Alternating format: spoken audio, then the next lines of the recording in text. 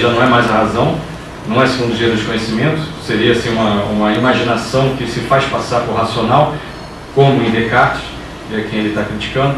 Posteriormente, claramente a gente pode estender essa crítica à dita razão kantiana, né, que segundo Spinoza não é razão, não é racional, que normalmente a gente imagina o quê? Que a razão, em Kant explícito, a razão determina o que é bom, e então eu vou achar bom porque eu julguei que é bom. O Spinoza diz, não, o que acontece é essa dita razão se esforça por legitimar e encontrar justificativa para o que o desejo determinou.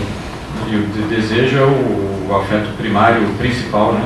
Segundo a teoria de Spinoza. Então, primeiro a gente se afeta, deseja a partir da interação das afecções com o meio, né? E por desejarmos, a gente acha que é bom, e se a gente, por acaso, achar que é bom o que a razão determina, vai se esforçar para fazer com que a tal da razão explique e justifique o que a gente desejou sem nenhuma participação dela. Não? Enfim, isso me faz pensar também, só um pequeno parênteses, outro ponto crucial e radical da crítica espinosista a Descartes, à tradição filosófica, e que se estende depois e muito claramente, né, a Kant. A gente pode estender para depois, quando nos lembra, o Deleuze também sublinha essa parte, que a consciência sempre é a posteriori, porque o que há são os afetos. E o esforço que a consciência pode fazer é ter consciência do que já aconteceu, do afeto que já se deu. É muito próximo dessa ideia, né? A gente primeiro deseja, primeiro se afeta, aí depois a gente pode ficar tentando, ou tendo consciência, ou enfim, tentando justificar o que já aconteceu, afetivamente. Então, esse seria a segunda proposição que eu queria trazer. E a terceira é a proposição 7 da parte 4. A 7 da parte 4, que também é célebre, e que as três, na verdade, elas se juntam, e aí depois eu vou tentar, né, explicar livremente a ideia, né? Dessas questões da paixão, razão, em Spinoza, e para poder abrir para essa comparação com o Hume. Proposição 7, aí a própria proposição, que depois ele... Um afeto não pode ser refreado nem anulado, senão por um afeto contrário e mais forte do que o afeto a ser refreado. Em outras palavras, a razão, caso ela não seja afetiva, ela não tem o menor poder de refrear, de controlar, de anular ou de modificar um afeto. Um afeto só pode ser modificado por outro afeto. Então, a razão, para ela poder modificar um afeto, ela tem que ser afetiva e mais forte que o afeto a ser transformado.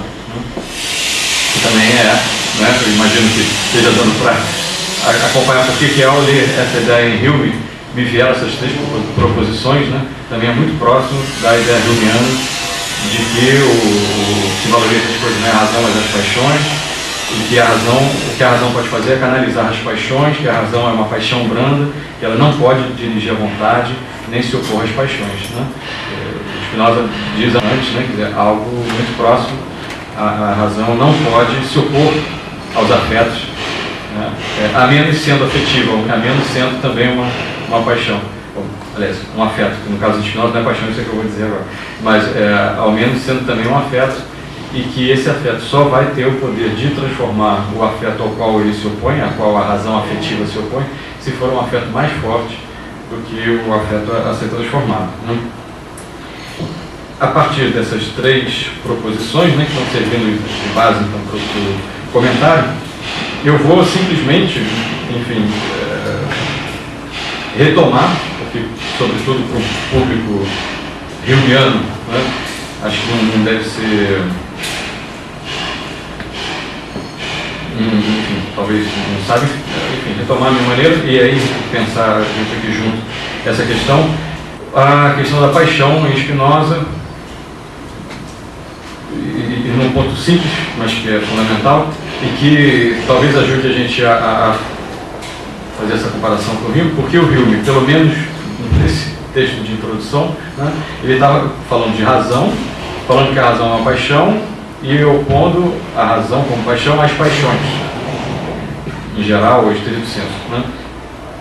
O Spinoza, modificação conceitual fundamental para a teoria dele, que me parece extremamente útil, que é não falar mais só de paixão, mas falar de afeto. Spinoza está se contrapondo a Descartes. Descartes fazia essa oposição de razão e paixões de uma forma radical. Por exemplo, né, o sabido, né, como é bastante divulgada essa ideia do Descartes, né? Segundo Descartes, onde o corpo padece, a mente age, onde o corpo age, a mente padece, e vice-versa, né? Onde a mente age, o corpo padece. Então existe uma excludência, não sei se se fala, uma exclusão entre as ações do corpo e as ações da alma. Não é possível, segundo Descartes, agindo juntos. A essa distinção e separação e oposição entre corpo e alma em Descartes, vai corresponder em Descartes uma separação entre razão e paixões. As paixões, elas estão ligadas ao corpo, depois eu vou explicar melhor, enquanto que a razão está ligada à alma. Sendo que a razão, ela é uma ideia somente ligada à alma e não ligada ao corpo de maneira alguma. Enquanto que elas dizem respeito ao corpo e à alma. Elas têm uma natureza composta. De que maneira, segundo Descartes? As paixões seriam ideias obscuras e confusas, tornadas obscuras e confusas pela participação do corpo.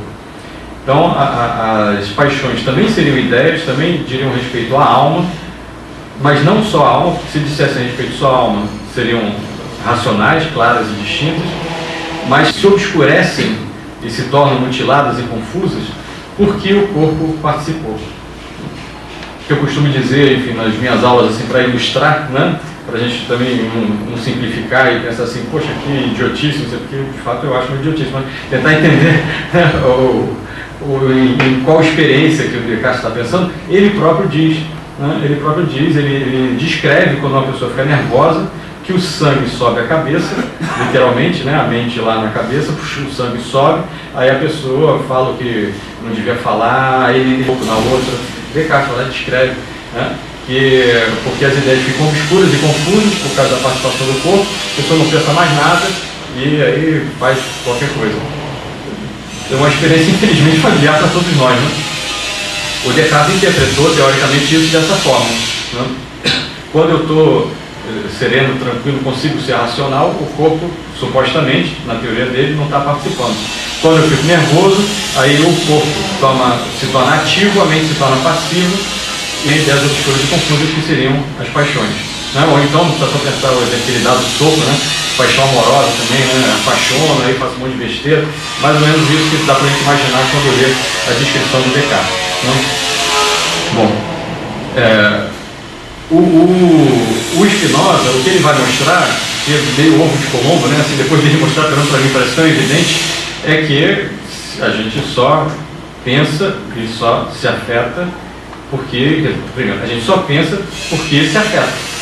Então, pensar uma instância imaterial, etérea, sei lá, não é agressivo, podem ficar tranquilos. E não é ágil também, é Roma, mel com Roma.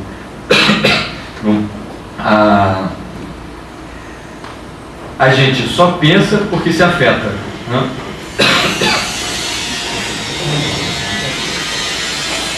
A gente só pensa porque se afeta.